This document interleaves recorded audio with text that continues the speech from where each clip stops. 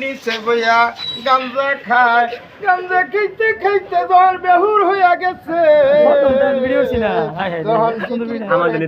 আল্লাহ আল্লাহ আল্লাহ এমন ভাবে জিকির করতে লাগছে। আর বিলাই বাবা যে কারে বসেছিলেন ওনারা তো খেয়াল করেন নাই। বিলাই বাবা দি মাঝখানে পরে যখন দৌড় দিচ্ছে ওনারা মনে করেছেন আমার বাবা বুঝে বাবা আইলো তে গেল কই, আইলো তে গেল কই। আলির তলে মোমের বাতি বাবা তাসে নিবে না, বাবার নামে দোয়া করলে অজু গোসল লাগে না। আইলো তে গেল কই, আইলো তে গেল কই। এমন ভাবে তো তারা অস্থির হয়ে গেছে।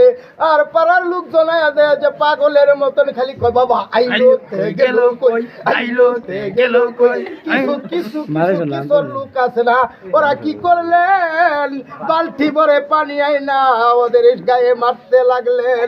আর কয় বাবা ঠান্ডা করছে, হে বাবা ঠান্ডা করছে, হে বাবা ঠান্ডা করছে। যখন নাই গান্ধার নিশা ছাইরা দিছে তখন তো তারা দেহে গায়ে খালি শুধু ময়লা পানি আর পানি রে বাবা। মারহাবা সুবহানাল্লাহ গজাল কো দাদা, গজাল কই আজকে মাহফিল সম্পর্কে কিছু বল।